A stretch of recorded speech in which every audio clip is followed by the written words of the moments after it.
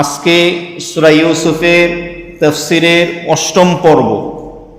সূরা ইউসুফের 25, 26, 27, 28, 29 পাঁচটি আয়াত, 25 থেকে 29 এই পাঁচটি আয়াত আমি খুতবার মধ্যে তেলাওয়াত করেছি।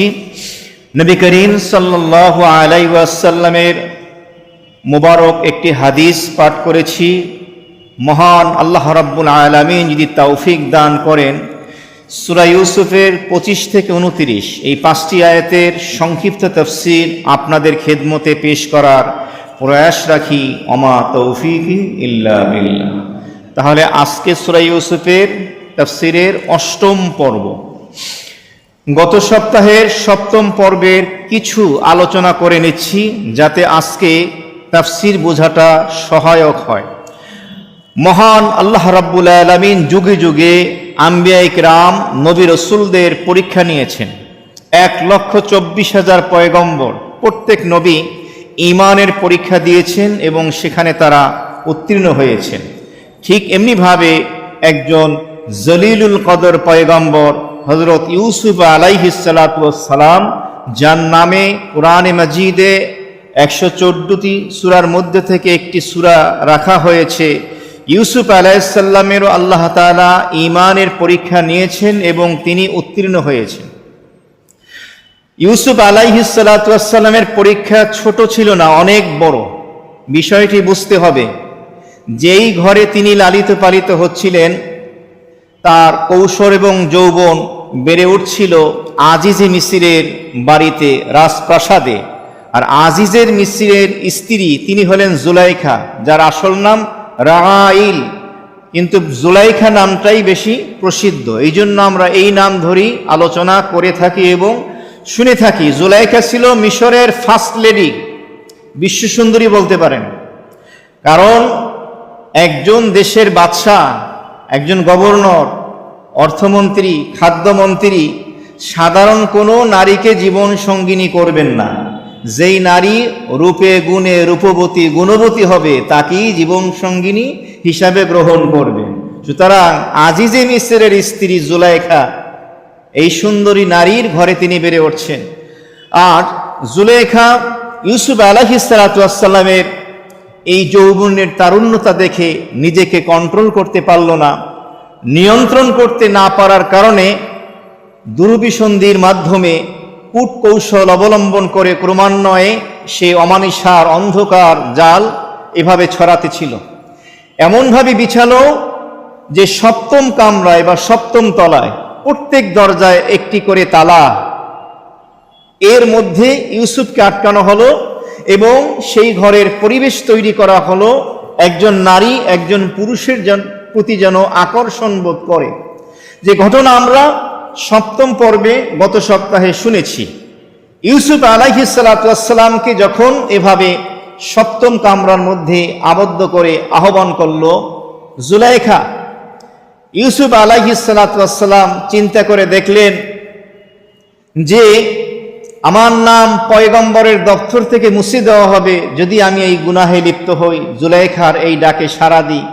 ইউসুফ আলাইহিস সালাতু ওয়াস সালাম চিন্তা করলেন, আমার খালেক ও মালিক স্রষ্টা হলেন একজন, তিনি কে? আল্লাহ। তিনি দেখছেন আমার যতটুকু করণীয় আমি করব, আমার মালিক আমাকে সাহায্য করবেন। এ কথাই সূরা ইউসুফের 25 নম্বর আয়াতে কারিমার মধ্যে এসেছে। ওয়াস্তাবাকাল বাব ওয়া কদ্দাত কমিসাহু মিন দুবুরিন ওয়া আলফায়া সাইয়্যিদাহাল বাব سيدها لدى الباب قالت ما جزاء من أراد بأهلك سوءا إلا أن يسجن أو عذاب أليم واستبق الباب। এটা তাসনিয়ার সিগা, দ্বিবচন। প্রত্যেকটা ভাষায় বচন হলো দুইটা, সিঙ্গুলার প্লুরাল নাম্বার, এক বচন বহু বচন। একমাত্র আরবি ভাষায় বচন কয়টা? তিনটা। এক বচন, দ্বিবচন, বহু বচন। একজন, দুইজন, দুইয়ের অধিক। এখানে দ্বিবচন ব্যবহার করা হয়েছে। অস্তাবাকা, দৌড় দিল ইউসুফ আর তার পিছনে জুলাইখা, বাব দরজার দিকে। ইউসুফ আলাইহিস সালাতু ওয়াস সালাম দৌড় দিলেন আল্লাহ তাআলার হুকুম পালনার্থে। সেটা কি? আল্লাহ বলছেন ফাফিররু ইলাল্লাহ, তোমরা আল্লাহর দিকে ছোট। আল্লাহর নাফরমানি যখন দেখো, অবাধ্যতা হতে যখন দেখো, গুনাহের পরিবেশ যখন দেখো, সেখান থেকে তুমি ছুটে পালিয়ে যাও।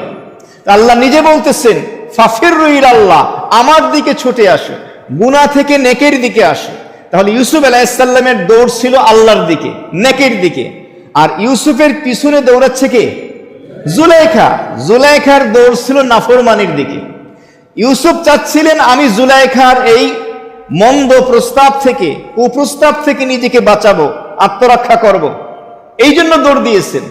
আর জুলাইখা তার পিছনে ছুটেছে, যেভাবেই হোক ইউসুফকে আটকাতে হবে, ঘরের ভিতরে, কামরার ভিতরে তাকে রাখতে হবে, কারণ আমার এই মন্দ উদ্দেশ্য পূরণ করতে হবে। বলেন নাউযুবিল্লাহি মিন যালিক। ইউসুফ দৌড়াচ্ছে, পিছনে জুলাইখাও দৌড়াচ্ছে। ওয়াস্তাবাকাল বাব, ইউসুফ আলাইহিস সালাম প্রথম দৌড় দিলেন, জুলাইখাও পিছনে পিছনে দৌড় দিল।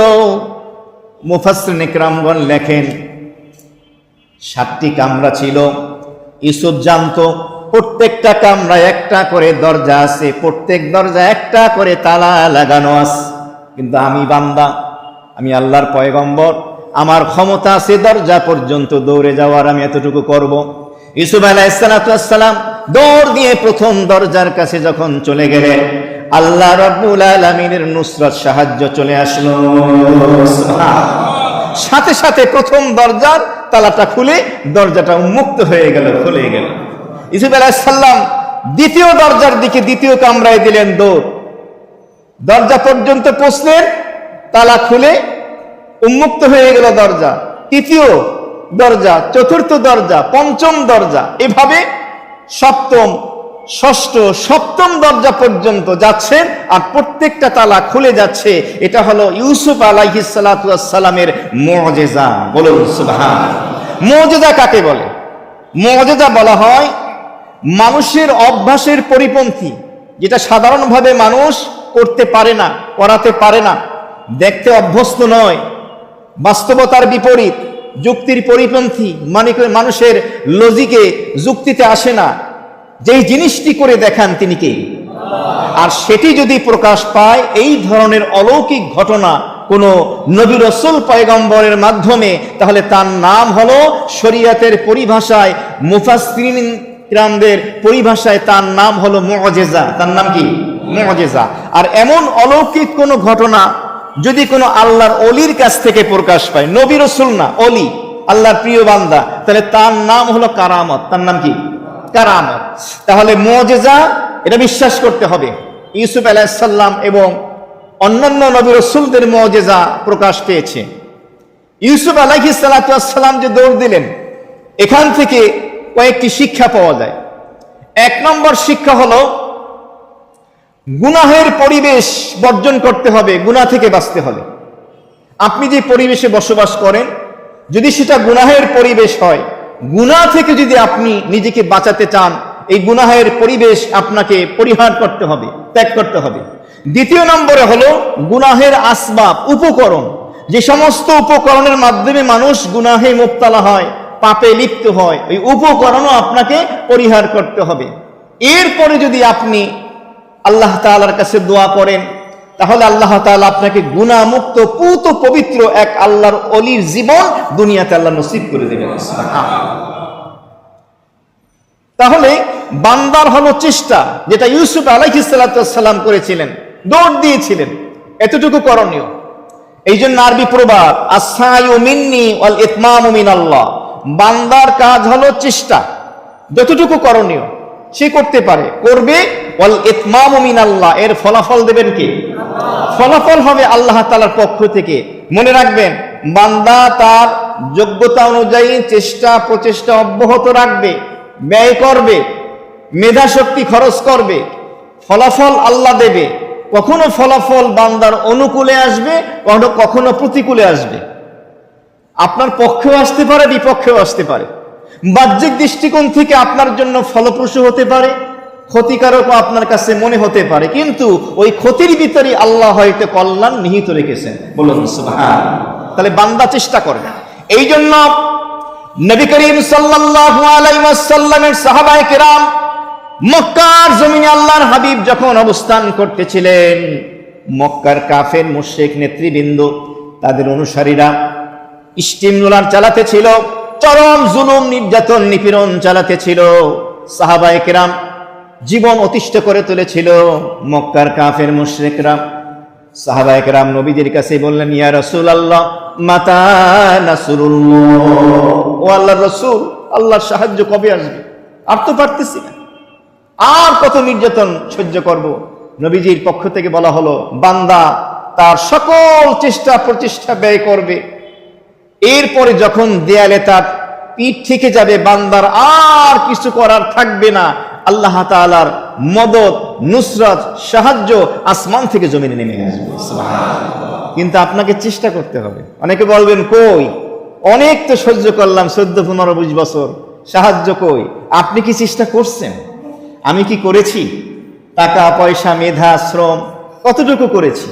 বান্দা চেষ্টা করতে করতে দেয়ালে পিঠ থাকবে, আর কিছু করার নাই, সাহায্য করবেন কি?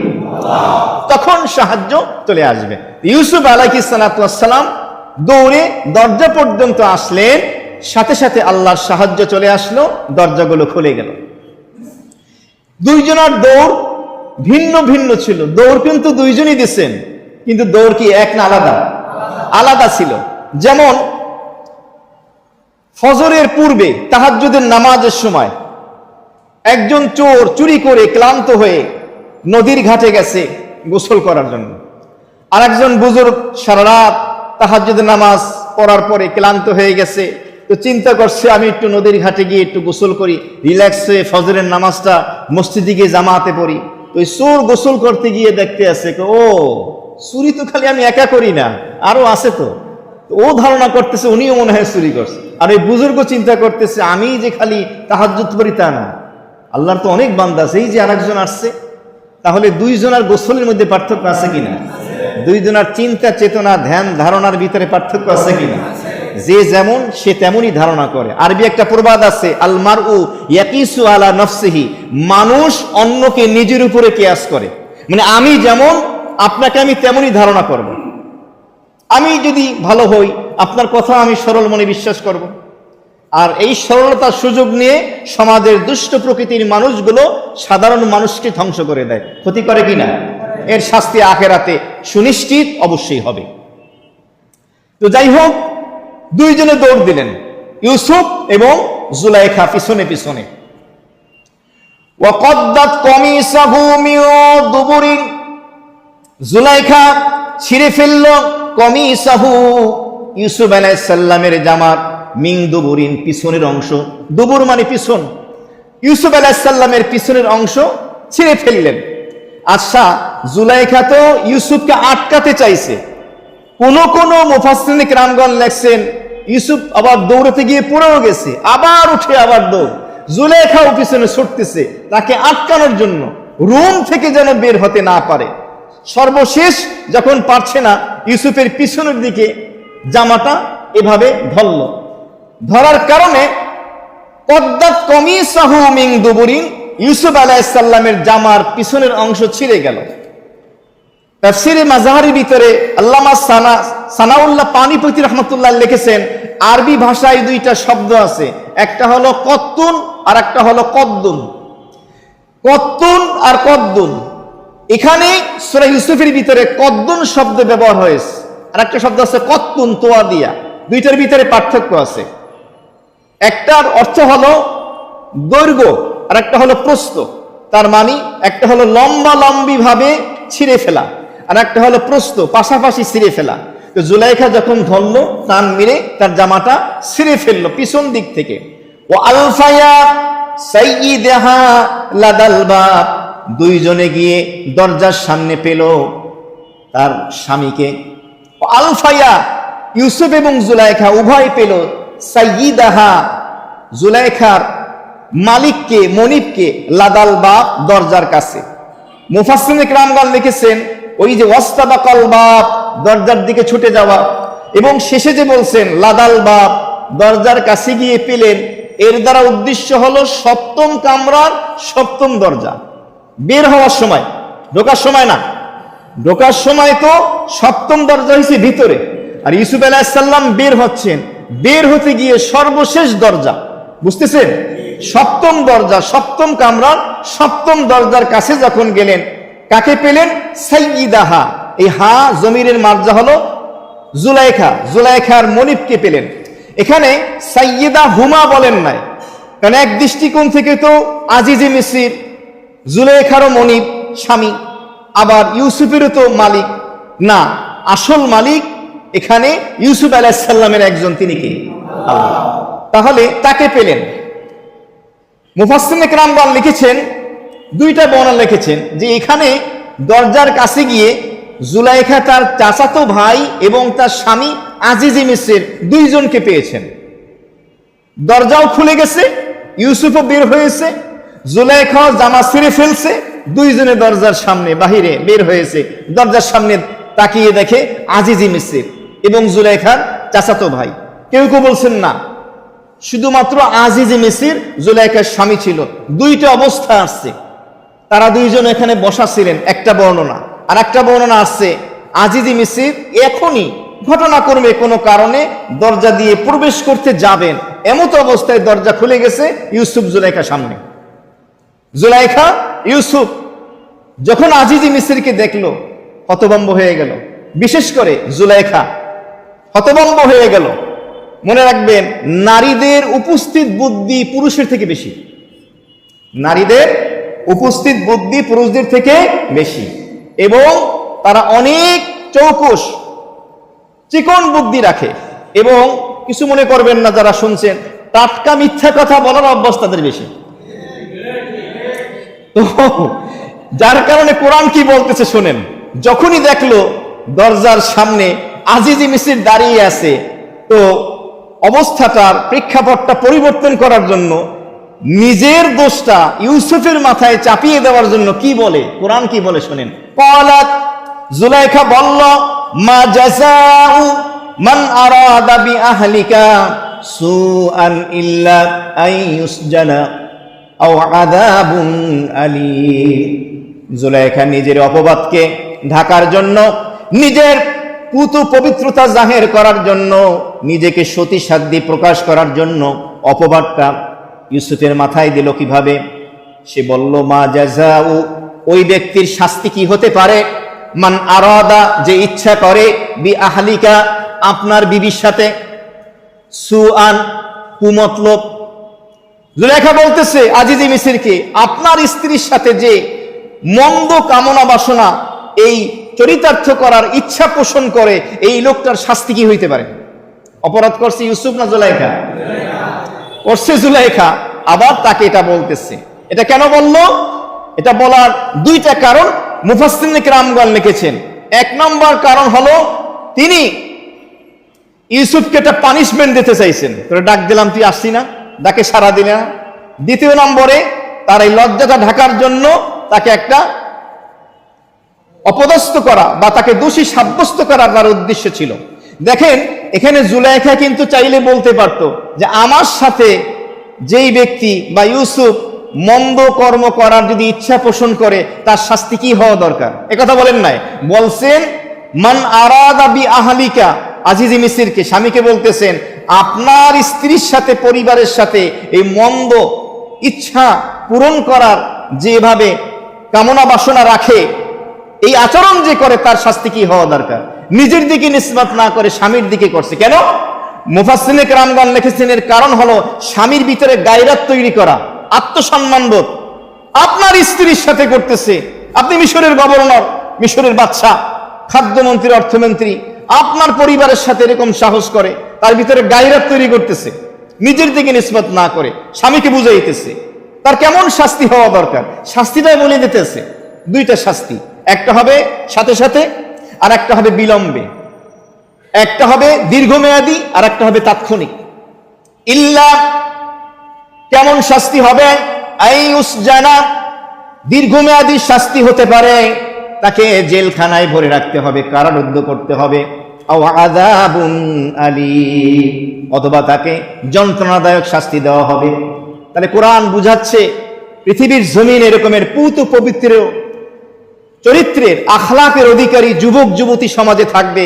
তাদের উপরে মানুষ তাদের মন্দ কামনা বাসনা পূরণ করার জন্য, এই অসৎ উদ্দেশ্য এটাকে পূর্ণ করার জন্য মানুষের পবিত্র চরিত্রের উপরে এই মিথ্যা কালিমা লেপন করে তাদেরকে কারাগারে পাঠাবে। আছে কি না?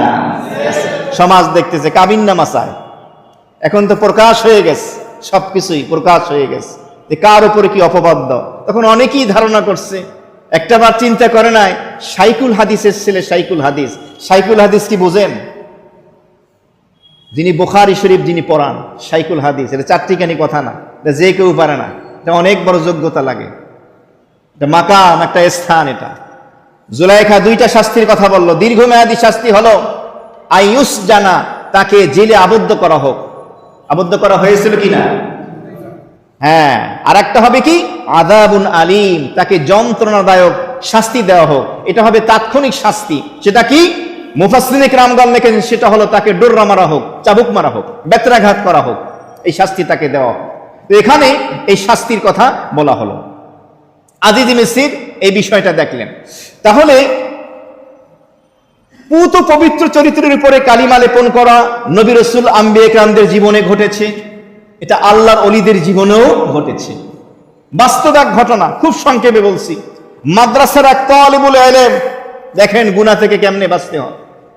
প্রতিদিন বাসা থেকে মাদ্রাসায় যায়, আবার বাসায় আসে। আল্লাহর ওলিদের ঘটনা কেন আলোচনা করতে হবে? কারণ অধিকাংশ মানুষের ধারণা হলো নবী রাসূল যারা, তারা তো উঁচু মাকামের, অনেক বড় ব্যক্তিত্ব, আল্লাহ তাদের নির্বাচন করেছেন, সুতরাং আমাদের দ্বারা সম্ভব নয়। আল্লাহ তাআলা তার প্রিয় বান্দা ওলিদের মাধ্যমে, সাহাবী লাগবে না, তাবি লাগবে না, তাবে তাবিন লাগবে না, তাদের পরেও অনেক পরে এমন এমন আল্লাহর প্রিয় বান্দা জমিনে আসবে, তারাও এই পদাঙ্ক অনুসরণ করে পুত পবিত্র চরিত্রের সার্টিফিকেট দুনিয়া থেকে নিয়ে যাবে। বলুন সুবহানাল্লাহ। ওই তালিবুল ইলম মাদ্রাসায় যায়, বাসায় আসে, যুবক দেখতে খুব সুন্দর টকবকে যুবক। পথিমধ্যে একটা বাড়ি পড়ে, সেই বাড়িতে দ্বিতল বাড়ি, যার বারান্দায় দাঁড়িয়ে এক যুবতী প্রতিদিন খেয়াল করে যে একজন তালিবুল ইলম, একজন ছাত্র প্রতিদিন যায় আর আসে। তো তার প্রতি সে আকৃষ্ট হয়ে গেল। এক পর্যায়ে কোনো একটা বাহানা কৌশল অবলম্বন করে ওই যুবকটাকে তার বাড়িতে সে নিল। কোনো এক মাধ্যমে, চাকরের মাধ্যমে হোক, যেভাবেই হোক, সত্য বাস্তব ঘটনাকে তারে আসছে। নেয়ার পরে রুমটা আবদ্ধ করলো। রুমটা এমন ছিল যে বাহিরে আওয়াজও যাবে না, অনেক বড় বাড়ি ছিল, প্রাসাদের মতো। তখন ওই যুবতী নিজেকে নিবেদন করলো, যুবককে বলল যে তুমি যুবক, আমি যুবতী, দুইজনেরই যৌবন পরিপূর্ণ, তুমি জানো আমার হৃদয়ের খায়েশ কি। যুবতী তাকে ছাড়বি না, নাসর বান্দা। যুবক যতই বলে কোনো কাজ হয় না, কোনো বাহানা কৌশল চলবে না, আজকে তোমাকে আমার ডাকে সাড়া দিতেই হবে, আমি অনেক দিন যাবত তোমাকে ফলো করতেছি। যুবক হঠাৎ করে পেটে হাত দিয়ে বলল, আমার প্রচন্ড পেটে ব্যথা করতেছে, একটু বাথরুমে যেতে দাও। তখন মেয়েটি বলল, ঠিক আছে, বাথরুম যেতে করবা, এই কামরার ভিতরেই একটা বাথরুম, শৌচাগার আছে, যাও ঢোকো। যুবক ঢোকার পরে মনে মনে চিন্তা করতেছে, আল্লাহ ডাকতেছে মনে মনে যে আমি এই বিপদ থেকে কেমনে নিজেকে রক্ষা করি। হঠাৎ তার মনের ভিতরে কি কল্পনা আসলো জানি না, ওই যুবক পেশাব পায়খানা করলো, এরপরে সেই পেশাব পায়খানা নিজের গায়ে মাখলো, পোশাকের ভিতরে শরীরে মাখলো, মাইখা টাইখা বাথরুম থেকে রুমে বের হয়েছে। বের হওয়ার পরে তো সুগন্ধ বাইর হয়ে গেছে, ভালো গ্রাম, পায়খানার গ্রাম, পেশাবের গ্রাম। মেয়েটারে পাগলের পাগল, তাড়াতাড়ি বাইরে, দরজা খুললে বাইরে, তাড়াতাড়ি বাইর করে দিয়েছে। যুবক ক্লাসের টাইম হয়ে গেছে, তাড়াতাড়ি দৌড়ে গেছে খালের পারে, নদীর পারে। তখন লোক এত বেশি ছিল না, সমুদ্রে গিয়ে গোসল করে কোন রকম কাপড় চোপড় নিংড়িয়ে রোদ্রে একটু শুকিয়ে ক্লাসের পিছনে গিয়ে বসছে, একদম দর্শের ক্লাসের পিছনে। ওস্তাদ পড়াইতেছে, পড়ানোর মাঝখানে ওস্তাদ বললেন, একটা ঘ্রাণ পাচ্ছি, কি খুশবু মেখে আসছো? সব স্টুডেন্ট, ছাত্ররা বলতেছে, ওস্তাদজি না, আজকে তো কোনো আতর টাতর কিছুই মাখি নাই। পিছনের ওই যে ছাত্র, ও তো ভয় পাইতেছে, খাইছে, আমার গন্ধ মনে এখনো কাপড়ে শরীরে আছে। কাহিনী নাকি? ওস্তাদজি বলতেছে, বারবার বলতেছে, কে কেউ কথা বলে না। এরপরে এক পর্যায়ে ওই ছাত্র সে বাধ্য হলো ওস্তাদের কাছে আসার পরে তখন সে গোটা ঘটনা খুলে বলল। ওস্তাদ বলল, আল্লাহর কসম দিয়ে বলতেছি, আজকের আমাদের ক্লাসরুমটা জান্নাতি খুশবু দ্বারা সুগন্ধিযুক্ত হয়ে গেছে। পেশাব এবং পায়খানা মাখছো আল্লাহকে পাওয়ার জন্য, গুনাহ থেকে বাঁচার জন্য। ওই পেশাব পায়খানাই আল্লাহ জান্নাতের খুশবু বানিয়ে দিয়েছেন। সুবহানাল্লাহ। সুতরাং এমনই হবে অবস্থা যদি মানুষ এভাবে আল্লাহর জন্য কোরবানি পেশ করে। তো যাই হোক, 25 নম্বর আয়াতে কারিমের ভিতরে এই কথা বলল, জুলাইখা তার শাস্তি হয়, তাকে জেলে আবদ্ধ করা হবে, দীর্ঘমেয়াদী শাস্তি, তা না হলে তাকে তাৎক্ষণিক এভাবে বেত্রাঘাত করা হবে, যন্ত্রণাদায়ক শাস্তি দেওয়া হবে। মুফাসসিরিনে কিরামগণ লেখেন, ইউসুফ আলাইহিস সালাম যেহেতু পয়গম্বর নবী, তো পয়গম্বর সুলভ চরিত্র আখলাকের দাবি ছিল মানুষের দোষ প্রকাশ না করা। তিনি চাচ্ছিলেন না জুলাইখার দোষ প্রকাশ করতে, কিন্তু যেহেতু অপবাদটা উল্টা জুলাইখা কাকে দিল? ইউসুফ আলাইহিস সালামকে দিলেন।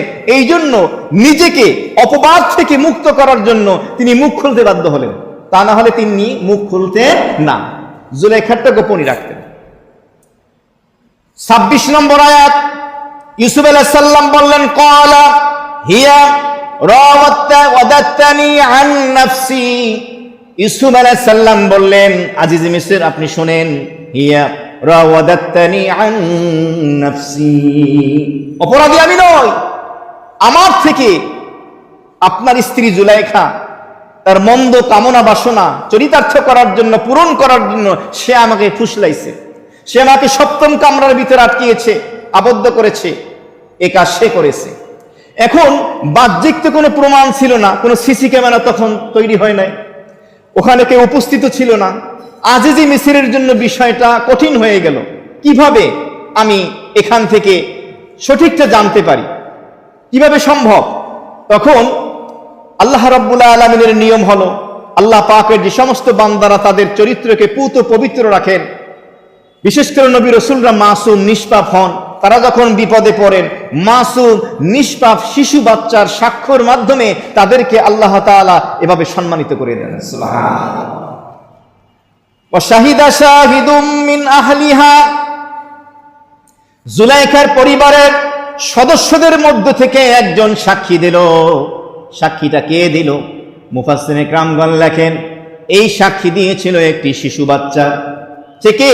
কারো কারো বক্তব্য হলো জুলাইখার চাচাতো ভাইয়ের ছেলে, কেউ কেউ বলছেন জুলাইখার মামাতো ভাইয়ের ছেলে, কেউ কেউ বলছেন না, একজন বড় বিচক্ষণ মানুষ, বুদ্ধিমান বয়স্ক মানুষ, তিনিই সাক্ষ্য দিচ্ছেন।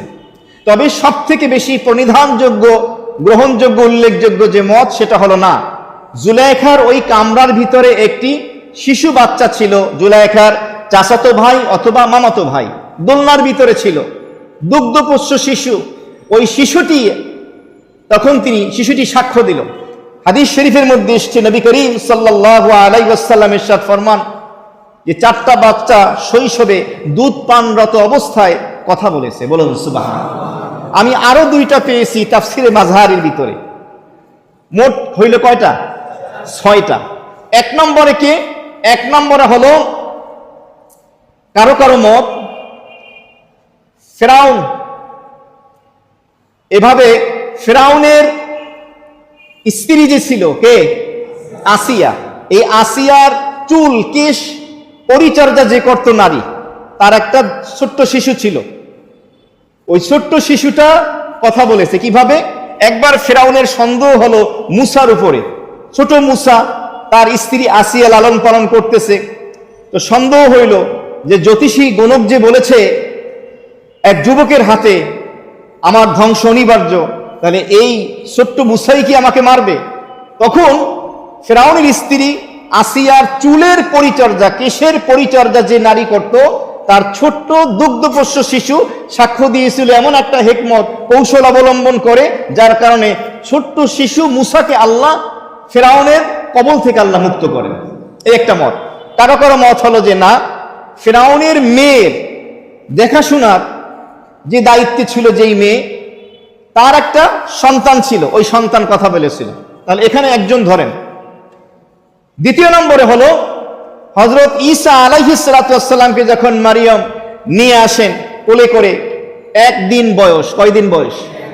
সবাই বলল, কোরআনে কারীমের মধ্যে রয়েছে সেই ঘটনা, মারিয়াম তোমার বিবাহ হয়নি, তুমি এমন একটা অন্যায় কাজ করলা, এরকম একটা অন্যায় কাজে লিপ্ত হয়ে একটা সন্তান নিয়ে আসলা। তখন আল্লাহ রাব্বুল আলামিন একদিন বয়সের শিশু ঈসা আলাইহিস সালামের জবান খুলে দিলেন। তিনি বললেন, ক্বালা ইন্নী আবদুল্লাহ আতানিয়াল কিতাব ওয়া জাআলানি নাবিয়্যা। তিনি বললেন, আমি আল্লাহর বান্দা, আমাকে আল্লাহ কিতাব দান করবেন, ইনজিল কিতাব, আমাকে আল্লাহ তাআলা নবী হিসাবে নির্বাচন করবেন। বলুন সুবহানাল্লাহ। তাহলে 2 নম্বরে ঈসা আলাইহিস সালাম শৈশবে দুধপানরত অবস্থায় কথা বলেছেন। 3 নম্বরে বনী ইসরাঈলের ভিতরে জুরাইজ নামে এক ব্যক্তি ছিল। তিনি তার ইবাদত খানার ভিতরে ইবাদত করতেছিলেন। হঠাৎ তার মা একদিন তাকে ডাক দিল। ইবাদতে মশগুল থাকার কারণে মায়ের ডাকে সাড়া দিতে পারলেন না। মা একটা বদদোয়া দিলেন, মৃত্যুর আগে অন্ততপক্ষে একবার যেন একটা অপবাদ তোকে নিতে হয়।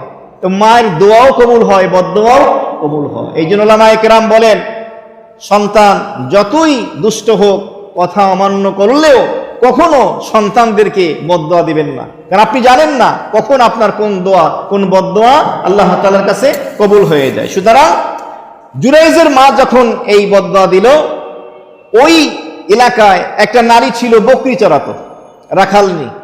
সেভাবে প্রেগনেন্ট হয়ে গেল, গর্ভবতী। তাকে সমাজের মানুষ জিজ্ঞেস করলো, তোর পেটের বাচ্চা কার, তোর তো বিয়ে হয় নাই। তখন ওই দুষ্ট মেয়েটি বলল, ওই যে জুরাইজ ইবাদত খানার ভিতরে ইবাদত করে, সাদা মাঠা মানুষ, বলছে উনি আমার সাথে অন্যায় কাজ করছে।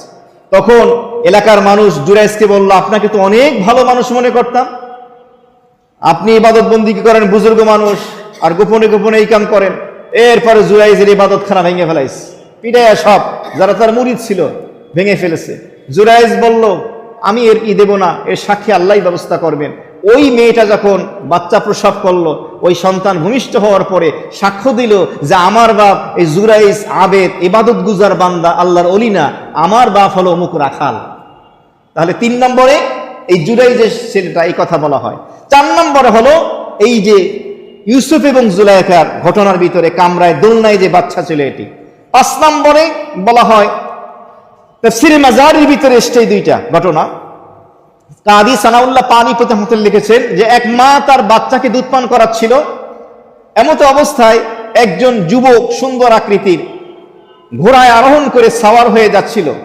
ওই মা ওই লোকটাকে দেখার পরে তার চেহারা আকৃষ্ট হয়ে সে আল্লাহর কাছে দোয়া করল, আল্লাহ আমার এই দুগ্ধপোষ্য শিশুটা যেন ওই লোকটার মতো দেখতে হয়। তখন ওই বাচ্চাটা জবান আল্লাহ খুলে দিলেন। বাচ্চা বলল, আল্লাহ ওই লোকটার মতো যেন আমার চেহারা না হয়।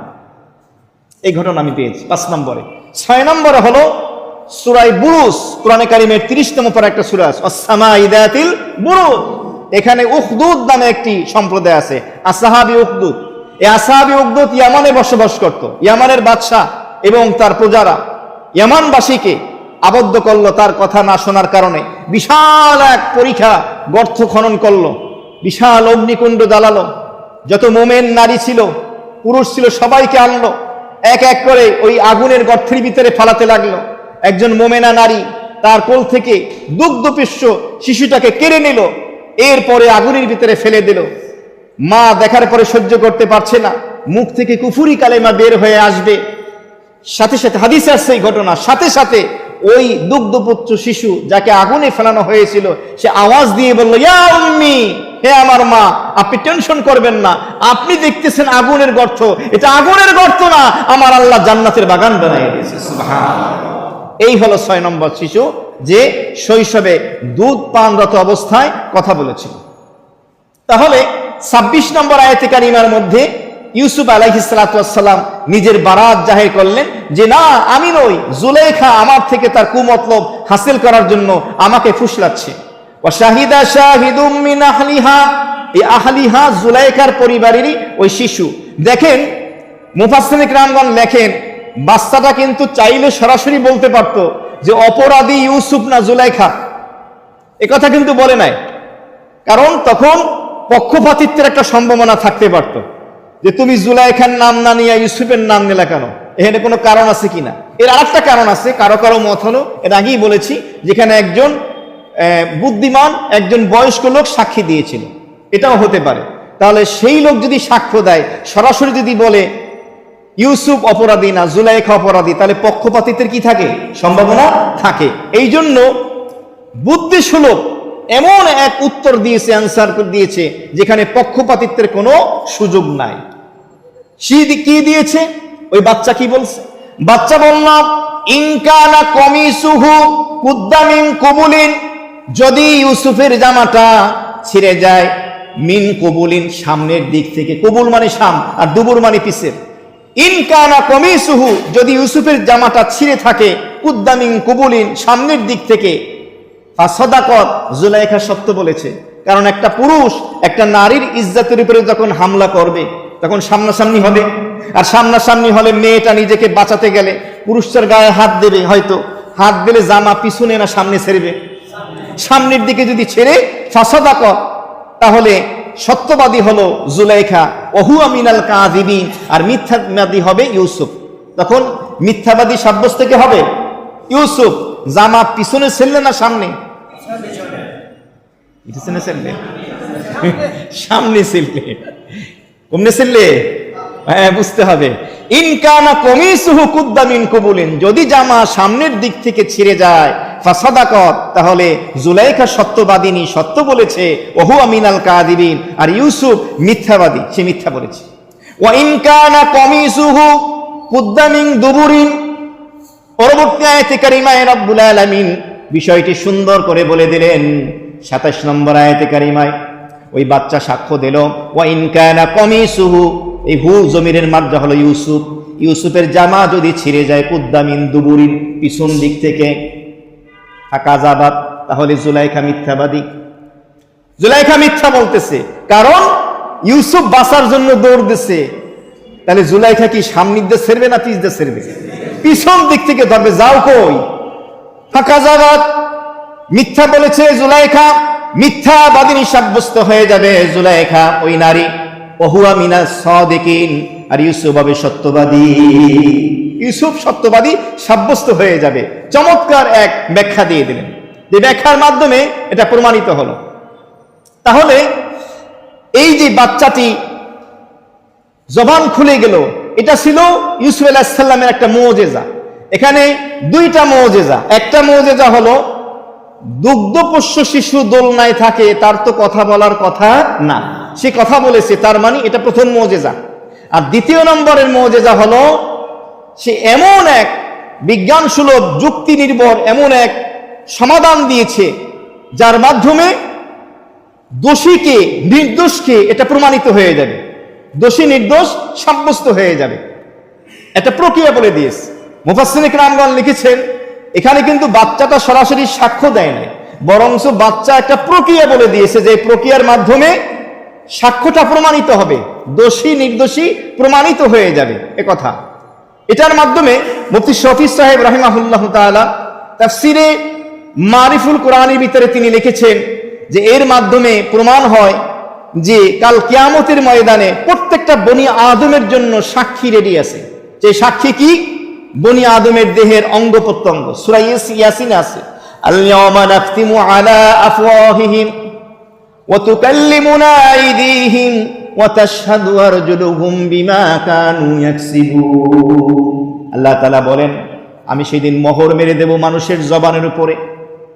মানুষের জবান, মানুষ যেভাবে কথা বলতে চাইবে সে পারবে না, বরং সে যে অন্যায়গুলো করেছে জবান বলে দেবে। মানুষের হাত এবং পা দ্বারা যত অপরাধ, পাপের কাজ, নাফরমানির কাজ করেছে, ওই হাত এবং পা সাক্ষী দিবে এবং বলতে থাকবে। অর্থাৎ মানুষের দেহের অঙ্গ প্রত্যঙ্গগুলো, এমনকি তাফসীরে আসছে ঘরের দেয়াল, প্রাচীর পর্যন্ত মানুষের বিপক্ষে সাক্ষ্য দেবে। আজকে ঘরের দেয়াল, ছাদ আমাদেরকে সাপোর্ট দেয়, নিরাপত্তা দেয়। কিয়ামতের ময়দানে এই দেয়াল, ছাদ আপনার আমার বিরুদ্ধে সাক্ষী দেবে। জমিন সাক্ষী দিবে, যেই জমিন আপনি গুনাহ করছেন, যেই টেবিলে বৈশা ঘুষের লেনদেন করছেন, সুদের লেনদেন করছেন, এই নিজ দিয়ে এনেছেন ইন্টারেস্টের নামে, বিভিন্ন চা খাওয়ার নামে, সমস্ত কিছু সাক্ষ্য দেবে। প্রত্যেকটা জমিন তার বিরুদ্ধে সাক্ষী দেবে। এটার দ্বারা এটা ইঙ্গিত বহন করে এই সাক্ষী আসবে। তো যাই হোক, যখন এই কথাই বাচ্চা বলে দিল, তখন সবাই তাকালো, বিশেষ করে আজিজ মিসর তাকিয়ে দেখলো যে ইউসুফের জামা ছিঁড়া কোন জায়গা দিয়া? পিছন দিয়া। সে কথা সূরা ইউসুফের 28 নম্বর আয়াতে আছে।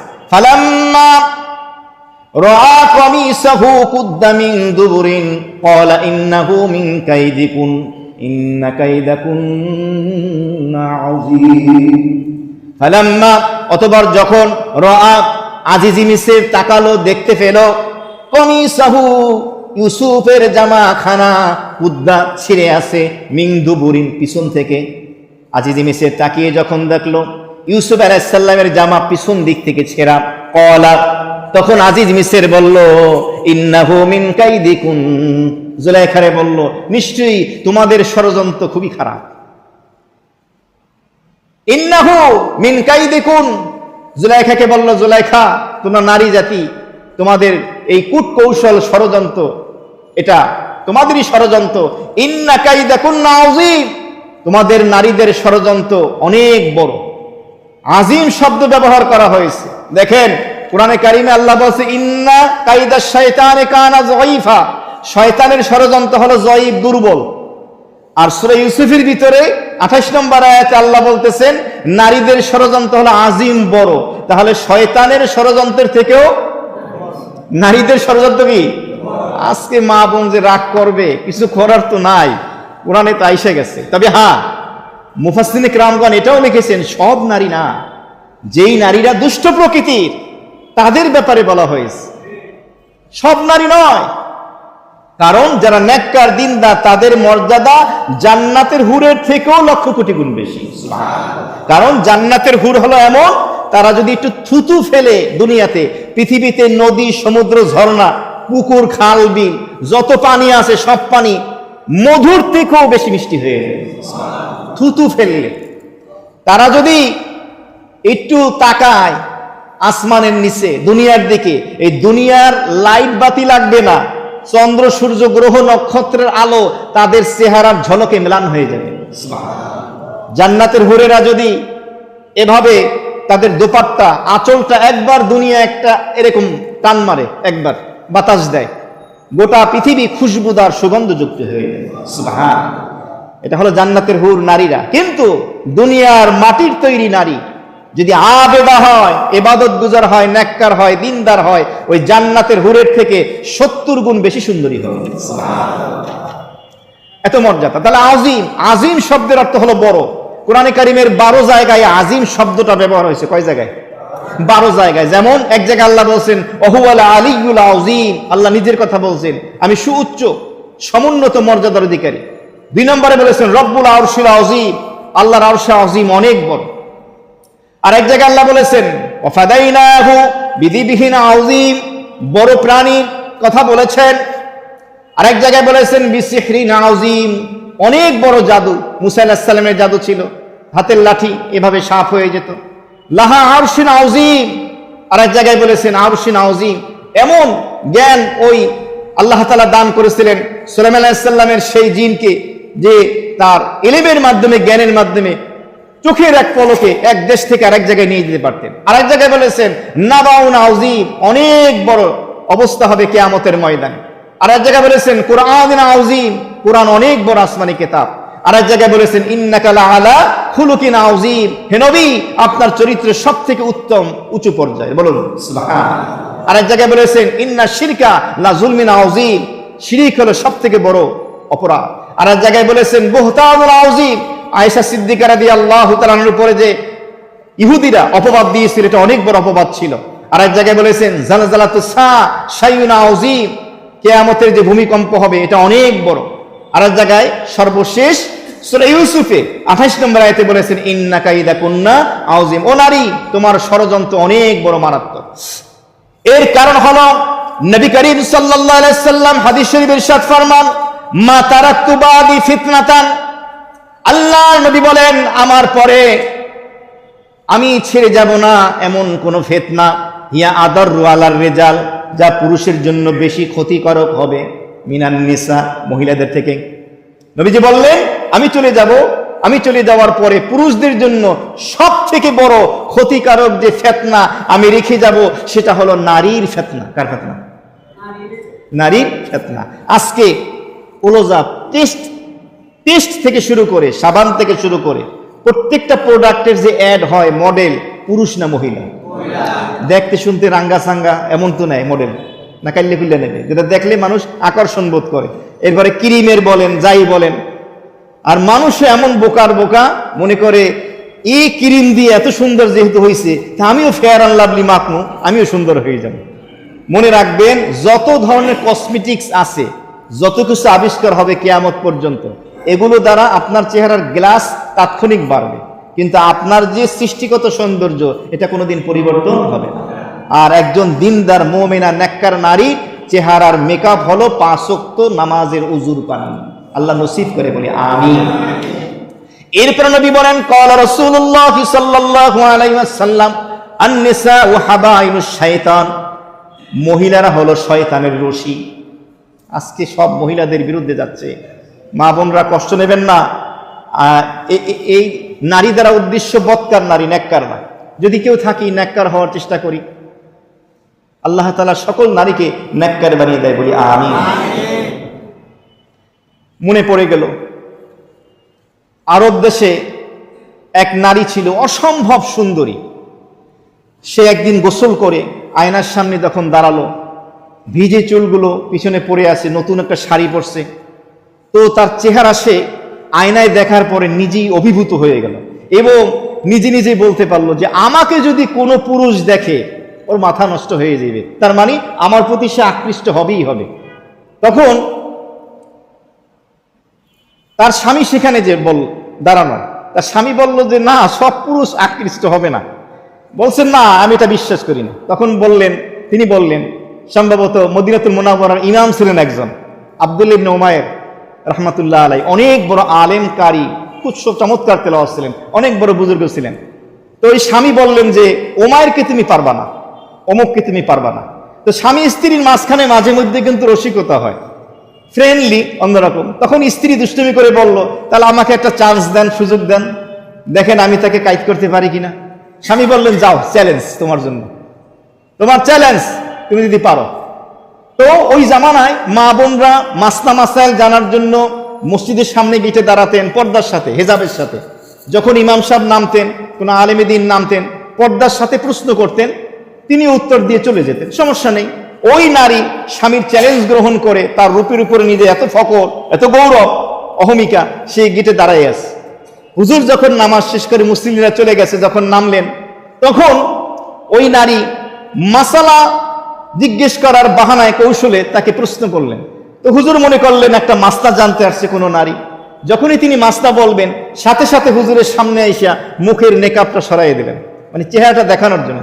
যখনই নেকাব সরিয়ে দিলেন, ওই বুজুর্গ সাথে সাথে চেহারা অন্যদিকে ফিরিয়ে নিয়ে বললেন, এমন কাজ কেন করছো যার কারণে দুনিয়াতেও বেইজ্জতি, মৃত্যুর পরে আখিরাতেও বেইজ্জতি। আর কিচ্ছু বলেন না, এমন কাজ কেন করছো যার কারণে দুনিয়াতেও বেইজ্জতি, মৃত্যুর পরে আখিরাতেও বেইজ্জতি। একটা শব্দ বলা পরে ওই নারী মুখটা ঢেকে বাসায় চলে আসছে। আসার পরে স্বামীকে বলতেছে, শুধু পুরুষরাই নেককার হবে, আমিও নিজেকে নেককার বানিয়ে দেখাবো। এমন নেককার হলো, প্রতিদিন রাত যখন হতো সুন্দর করে গোসল করে কাপড় পরে খুশবু লাগিয়ে জায়নামাজ বিছিয়ে প্রথম স্বামীর কাছে গিয়ে বলতো, আমার কোনো জরুরত আজকে আপনার কাছে আছে কিনা। স্বামী যদি বলে যে নাই, তাহলে সারা রাত তাহাজ্জুদের নামাজের ভিতরে, তেলাওয়াতের ভিতরে, জিকিরের ভিতরে, দোয়ার ভিতরে, কান্নাকাটির ভিতরে লাগিয়ে দিতেন। সুবহানাল্লাহ, আল্লাহর ওলি হয়ে গেলেন। তার স্বামী বলল, হায় হায়, বুজুর্গ ইমাম সাহেব এমন একটা জুমলা, এমন একটা সেন্টেন্স, এমন একটা বাক্য বলেছে, আমার বিবির জিন্দেগিটাই পরিবর্তন হয়ে গেছে। সুবহানাল্লাহ। তাহলে মহিলারা হলো শয়তানের রশি, এটা আল্লাহ রসুল বলছেন, আন-নিসাউ হাবাইলুশ শাইতান। যত অ্যাডম্যাট যা কিছু দেখেন, যা কিছু গোটা পৃথিবীর বিনোদন, এখানে মূল ম্যাটেরিয়াল যেটা, পুরুষ না নারী? নারী। একে দেখার জন্যই যায়। এটাকে বুঝিয়েছিল উলামায়ে কেরাম এভাবে, রশির সাথে তুলনা কেন করা হয়েছে?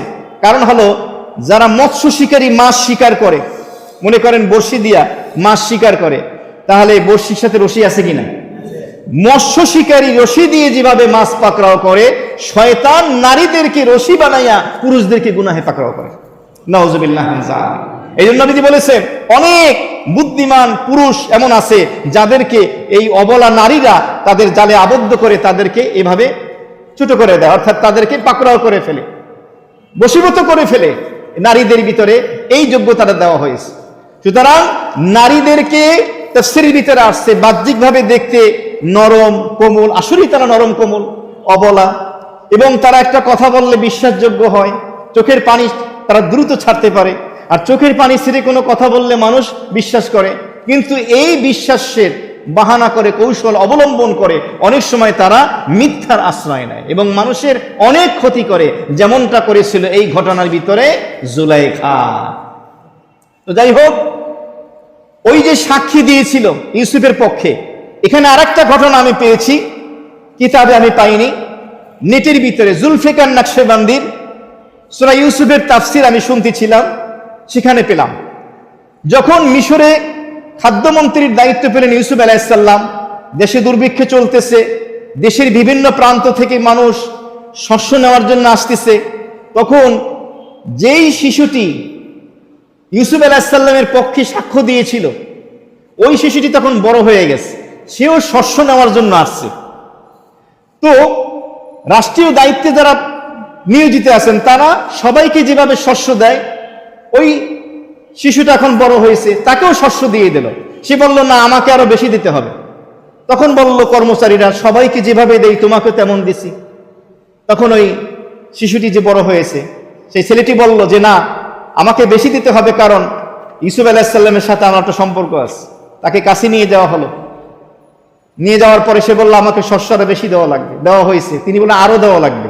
ইউসুফ আলাইহিস সালাম বললেন, রে বাবা, সবাইকে যা দেই তা দিলাম, এরপর আরো বাড়িয়ে দিলাম, আরো চাচ্ছ কেন? ছেলেটি বলল, না, এর কারণ আছে। বলল, কি কারণ? তখন ছেলেটি বলল, স্মরণ করেন জুলাইখা যে আপনার উপর অপবাদ দিয়েছিল, আপনার পক্ষে যে দুগ্ধপুষ্য শিশুটা দোলনায় থাকা অবস্থায় সাক্ষী দিয়েছিল, আমি হলাম সেই শিশু। তখন ইউসুফ আলাইহিস সালাম খুশি হয়ে তারে ভরপুর দিলেন, খুব দিলেন। দেওয়ার পরে ইউসুফ আলাইহিস সালাম, এখানে বলা হয় যে আল্লাহ তাআলার সাথে এভাবে যখন কথা হয়, তখন ইউসুফ আলাইহিস সালাম বললেন যে, আল্লাহ, আমি এই বাচ্চাটাকে অনেক বেশি দিয়েছি। কেন দিছো? কারণ সে আমার পুত পবিত্রতা ঘোষণা করেছে এবং আমার চরিত্রটা ঠিক রাখার জন্য সাক্ষী দিয়েছিল। আল্লাহ রাব্বুল আলামিন বলে, ইউসুফ, তুমি তোমার পুত পবিত্র চরিত্র রক্ষার জন্য সাক্ষী দেওয়ার কারণে তোমার সামর্থ্য অনুযায়ী যত কিছু তাকে দিয়ে দিলাম। তুমি শুনে রাখো, কিয়ামত পর্যন্ত আমার যত বান্দা বান্দি হায়াতের জিন্দেগিতে আমার তাওহীদ ঘোষণা করবে, একাত্মবাদ ঘোষণা করবে, শিরিক মুক্ত ঈমান এবং আমল নিয়ে যেই ব্যক্তি আমার কাছে আসবে, কাল কিয়ামতের ময়দানে আমি আল্লাহ আমার যতটুকু ক্ষমতা আছে সেই পরিমাণ বান্দাকে দিব। কি চমৎকার! আমি কালকের এই বয়ান শোনার পরে অবাক হয়ে গেছি। এই ঘটনাটা উনি বলেছেন আর কি। তো যাই হোক, তিনি বললেন, ইন্না কাইদাকুন্না আযীম। শুধু জুলাইখার কথা বলেন নাই, তোমাদের মতো এই চরিত্রের নারী যারা আছে তাদের ষড়যন্ত্র অনেক বড়। আচ্ছা, বর্তমান বিশ্বের বুকে এরকম নারী কি নাই, যাদের কারণে স্বাধীনতা, সার্বভৌমত্ব সবকিছু শেষ হয়ে যায়? কতই তো আছে। তো নারী জাতি খুব মারাত্মক। এরপরে আজিজ মিসর বলল, ইউসুফ আরিজ আন হাযা। এখানে সাক্তা আসছে কোরআনে কারিমের সম্ভবত 3টা জায়গায়, সূরা ইয়াসিন এক জায়গায়, আর এক জায়গা হলো 30তম পারায়। সাক্তা, সাক্তা বলা হয় আপনি তেলাওয়াত করতে থাকবেন, সিন কাফ তা হে, সাক্তা তেলাওয়াত করতে থাকবেন, যখনই সাক্তা লেখাটা আসবে আপনার তেলাওয়াতটা বন্ধ হবে, শ্বাস জারি থাকবে। তেলাওয়াত বন্ধ হবে, শ্বাস জারি থাকবে, একটু বন্ধ হয়ে আবার পড়বেন। ইউসুফ আরিদ আন হাযা ওয়াস্তাগফিরি লিযামবিক। আজিজ মিসর বলল, হে ইউসুফ, তুমি এই ব্যাপারটা উপেক্ষা করো, গুরুত্ব দিও না। আজিজ মিসর বললেন, তুমি এই ব্যাপারটাকে গুরুত্ব দিও না, এটাকে উপেক্ষা করো, ভ্রুক্ষেপ করো না। কেন?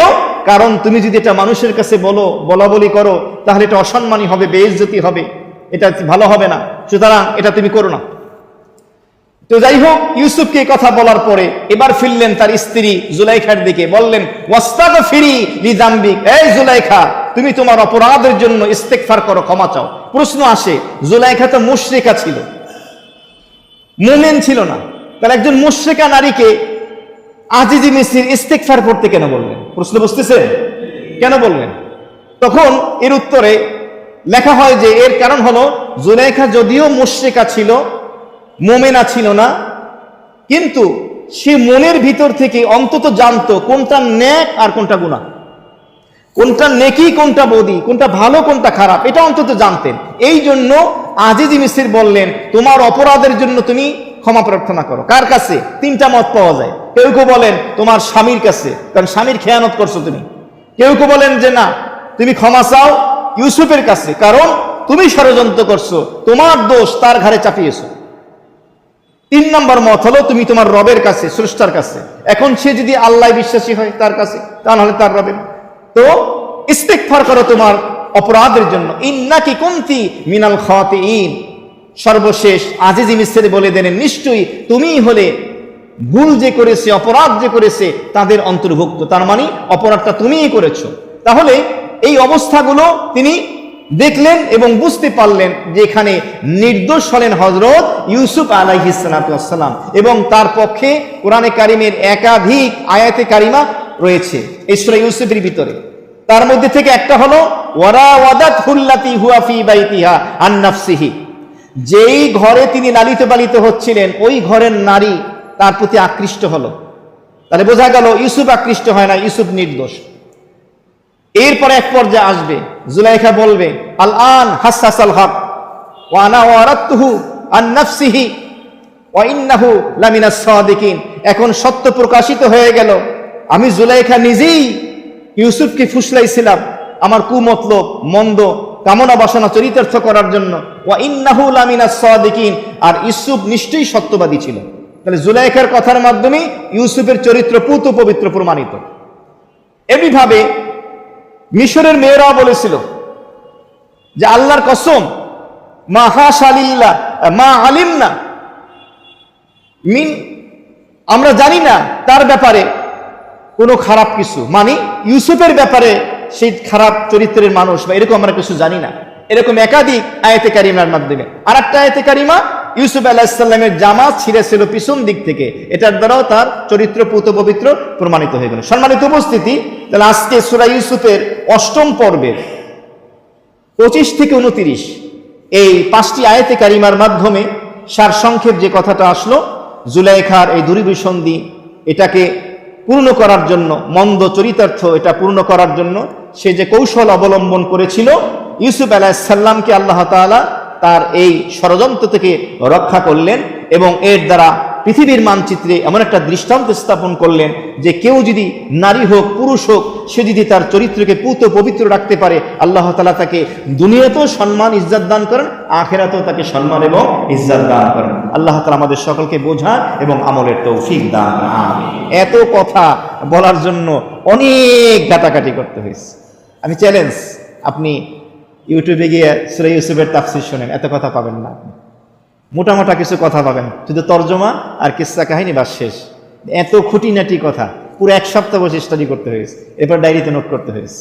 অনেকেই দোয়া চেয়েছেন, এক বোন বাচ্চা প্রসব করেছেন, দোয়া চেয়েছেন, আর অনেক ভাই দোয়া আছেন। সংক্ষেপে একটু দোয়া করেন। আলহামদুলিল্লাহি রাব্বিল আলামিন ربنا ظلمنا أنفسنا وإن لم تغفر لنا وترحمنا لنكونن من الخاسرين اللهم ربنا آتنا في الدنيا حسنة وفي الآخرة حسنة وقنا عذاب النار رب ارحمهما كما ربياني صغيرا أي الله পবিত্র সফর মাসের শেষ প্রান্তে ইশার সালাতের পরে রহমত বরকতের ঘরে বাইতুল্লাহ বসে সূরা ইউসুফের তাফসীর করে এবং শুনে কিছু গুনাহগার বান্দা হাত উঠাইছি, তাফসীরের দোয়া কবুল হয়। ওলামায়ে কেরাম বলেছেন, বুক ভরা আশা নিয়ে হাত উঠাইছি, মালিক খালি হাতে ফিরাইও না, মেহেরবানি করে আমাদের সকলের তামাম জিন্দেগীর সমস্ত ছোট বড় গুনাহগুলি মাফ করে দাও।